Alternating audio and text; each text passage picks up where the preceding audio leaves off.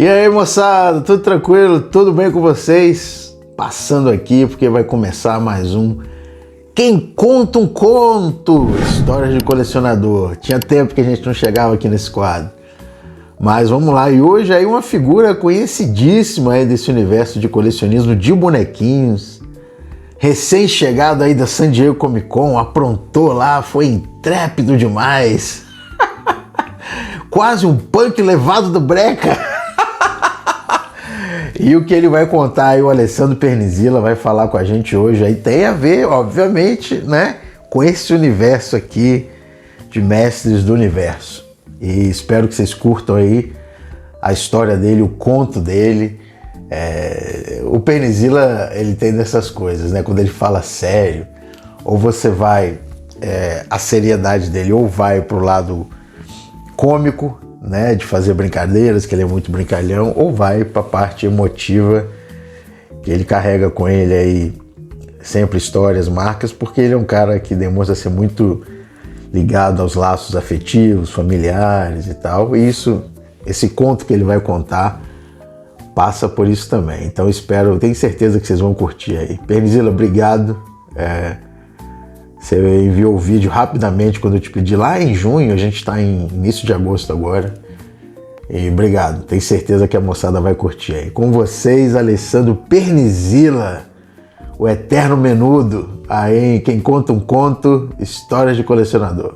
Quem Conta um Conto, não sei o nome do quadro, Joe, desculpa, mas tô eu aqui de novo, Pernizilla, coleções e causos. Canal merda, mas com muitos causos e histórias. Lá atrás, nos anos 80, aqui no Brasil, a Mattel ainda não tinha chegado aqui com as figuras de Masters of the Universe. Então já tinha sido lançado lá fora, eu já tinha assistido a animação, já tinha ficado louco com aquilo, mas não tínhamos bonecos aqui no Brasil. E minha avó, esse mês eu tô lembrando muito nela, faz 8 anos que ela faleceu, esse é o mês de falecimento dela, 9 de junho de 2017, o dia que morreu o Batman 66, o ator que faz o Batman 66, o Adam West. E a gente passou na frente de uma loja, daqueles berego-dego chinês, já tinha naquela época, que era o caminho da minha natação, eu tinha 4, 5 anos, minha avó me levando pela mão.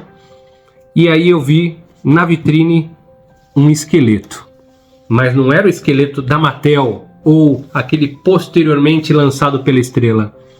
Era de uma empresa brasileira que chamava Model Train, que fazia figuras cabritas, não só de Masters of the Universe, mas também de Star Wars, porque naquele momento o mercado brasileiro era fechado para o mundo, existia lá uma barreira de mercado. Então essa Model Train, enquanto a Estrela não lançou os bonecos de Masters of the Universe, não tinha ainda o acordo, não tinha o ferramental, ela começou lançando essas figuras. Eu lembro que eu passei, me esperneei, queria muito aquele negócio, e eu nem sabia que era pirata, nem sabia o que existia. Aquilo ali era o esqueleto que eu vi no desenho animado. E eu lembro que a gente chegou em casa triste e deu alguns dias, eu ganhei um presente da minha avó, que era o tal esqueleto da Model Train, de chumbo. Só a avó para dar uma criança de 4, 5 anos um esqueleto de chumbo e pirata, mas ela também não tinha como saber isso. E esse foi o esqueleto que eu brinquei durante muito tempo, nem durou muito porque ele era muito quebradiço, rapidamente se quebrava. Até o sabre de luz, que era feito de Star Wars, ou até o apoio do cajado, era feito até com cotonete. Era uma empresa de um português que também gostava de plastimodelismo e acabou fazendo essas figuras aqui no Brasil. Então, tudo isso aqui provavelmente começou ou tem muita influência da minha avó e desse presente. E anos depois, eu fazendo um vídeo no canal sobre a Model Train, explicando a história mais detalhadamente, mostrando figuras da Model Train que hoje são raríssimas lá fora, um seguidor do canal acabou me mandando um He-Man e um esqueleto da Model Train.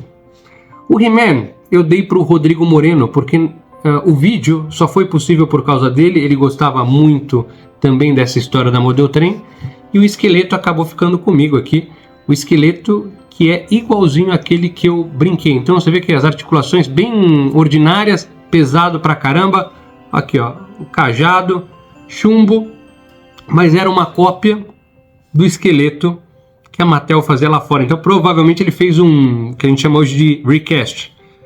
E isso aqui, que você pode, tem muita gente que acha é tosco isso e aquilo, isso aqui faz parte da história de Masters of the Universe no Brasil, e como eu disse, é muito procurado lá fora. Então lá fora vale uma nota, para mim não vale nada, porque eu nunca vou vender isso aqui, não vou me desfazer, porque tem uma história muito, me lembra muito a minha avó, me lembra exatamente, eu lembro onde a gente estava, o caminho que a gente fazia, mas é um esqueleto cabrito, vamos falar assim, pirata, não, sem licença, porque ele não poderia fazer isso aqui. Aí a hora que a Estrela começou a fazer, deram um jeito na Model Train, tiveram até que mudar um pouco, mas isso aqui vinha em caixinhas, parecia caixinhas de sapato com números, porque quem vendia isso aqui não sabia quem era o personagem. Então você chegava lá e falava, eu quero a figura número 5, eu quero o número 6, ele pegava lá a caixinha como se fosse uma caixinha de sapato e trazia, e fazia isso e fazia Star Wars. E dessa aqui saiu He-Man, Fisto. Tem até um personagem que ele mesmo criou lá, que é o Príncipe, qualquer coisa que agora me falha a memória, não lembro. Mas, puxa, o meu acabou aqui. Ok, olha, o meu também acabou aqui, ó. A primeira coisa que quebrava era a pontinha do capuz. Depois, a espada, ó, que tosco, ó. Mas era o que a gente tinha. Então, pouquíssimas articulações, facilmente quebradiço, mas essa é a minha história, esse é o meu conto. Será que o Joe e a turma tem um conto para mim hoje também? Obrigado pelo convite, obrigado aí para vocês que acompanham o canal Joe Collection, pela paciência e pela audiência para essa história aqui. Nona, amo você.